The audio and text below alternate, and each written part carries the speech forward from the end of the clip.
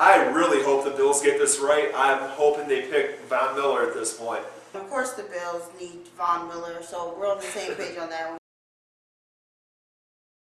I have O.J. Howard dropping 210 and the Bills taking him. We don't have the second wide receiver as mentioned. We have LaShawn McCoy. Let's give him another weapon.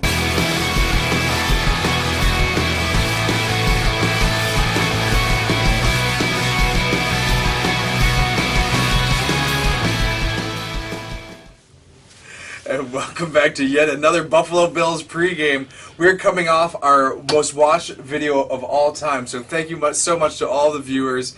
And if you haven't already, be sure to like the video, subscribe to our channel, so you can be up to date on all the Buffalo Bills pregame news. Dan, so glad to have you back as we're going to kick off the Buffalo Bills Super Bowl season with our draft preview.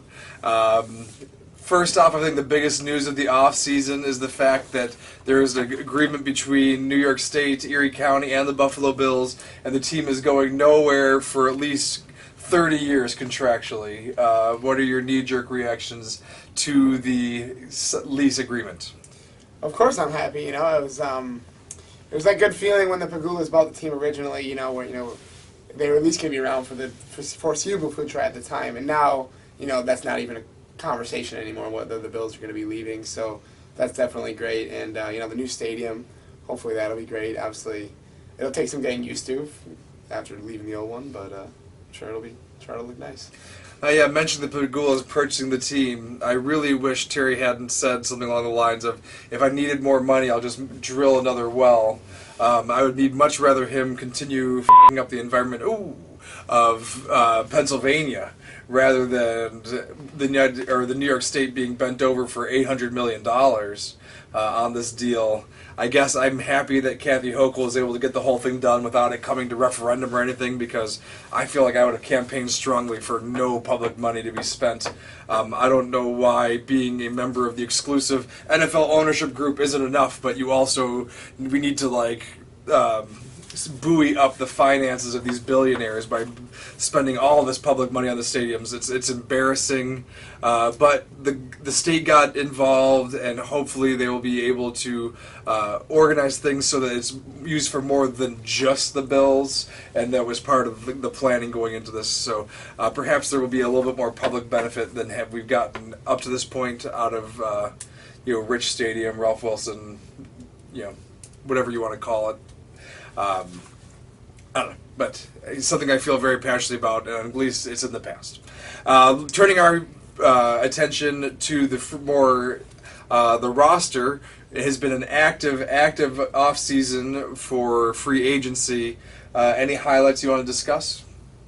Well, of course we're going to talk about Von Miller. I mean, I think that's just a crazy concept for Bills fans, after the fact that he's living in Los Angeles, California. He just won the Super Bowl with the Rams, and he still picks Buffalo over, playing the Rams. I think that there's something to be said about that. I think that's great. And, there's some other signings that I really do like as well. I think O.J. Howard is going to be a great compliment to Dawson Knox, along with Jamison Crowder. That's kind of going to hopefully fill the hole of Cole Beasley no longer being on the team. But I don't know, I've liked the free agency so far a lot. Do you think the addition of Crowder, wide receiver, do you think we're no longer to be seeking a wide receiver in the draft? I think that'll definitely deter them. Not saying that they're not going to go and pick a receiver in the first round, because I think that's very likely. But hopefully you'll have guys step up, and Isaiah McKenzie will have a bigger role. You got guys like Isaiah Hodgins, who's been on the practice squad for a couple of years. Some guys that I think hopefully will be able to step up this year. So on offense and defense, what do you think our biggest needs are as we approach bringing in some rookies here? So I'm going to say, with the Bills re-signing Ryan Bates, I'm going to say that they can still go for a receiver, but I don't think it's their biggest need. I think their needs are more on defense, and I think they could definitely add some depth to the offensive line as well. Anything defensively stand out to you? I definitely think that the Bills need to work on their secondary and draft a cornerback, even at safety. I think that'll definitely be their biggest need. I think Levi Wallace will end up being a big loss if they don't replace it. All right, taking all of those needs into account, what do you think they should address earliest in the draft? So I think, with the first pick, especially considering the Bills are, they have the 25th pick, being so low down, I think, I almost think that they might possibly consider trading back. I wouldn't mind seeing that, and get some more picks for the second and third round, because I feel like Brandon Beane has really been hitting on his second, third round, mid-draft picks these last few years. But I think if they're going to have the first pick, I definitely want them to get a cornerback. So I think they should go with Kaiir Elam from Florida. Definitely, I think cornerback is their main need right now. So I think I'd go with him. So I wouldn't be surprised at all to add a cornerback. But the way that the Bills tend to draft, if there is a top-tier linebacker available with an eye towards having to replace Edmonds, perhaps going forward, if he's not going to be re-signed after his rookie contract, I would be surprised if their linebacker is a choice. Or maybe they decide, after all, that running back is a position that needs to be more addressed than more than just like third or fourth round picks. I can see a world in which maybe they decide that they need to finally upgrade beyond a Singletary and Moss at running back. So with all that up in the air in terms of you don't know who's going to be available and what steals are there late in the first round, I also chose a cornerback for my blind draft choice for Andrew Booth Jr. out of Clemson. We do draft a lot of players out of Clemson. He has performed well against professional level talent there in the ACC.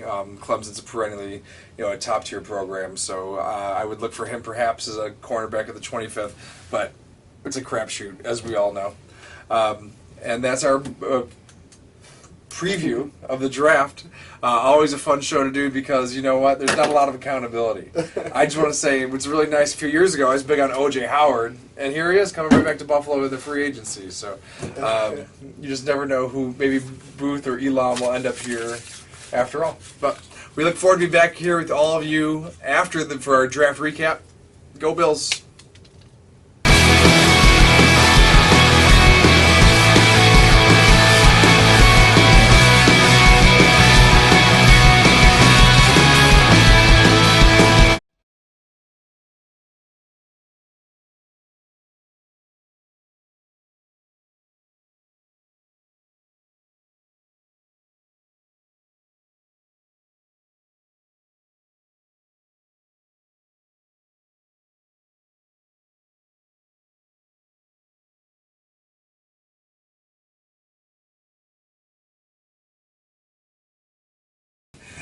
If someone calls us out for not having all the paperwork on this draft episode, I will make the formal apology on the draft recap.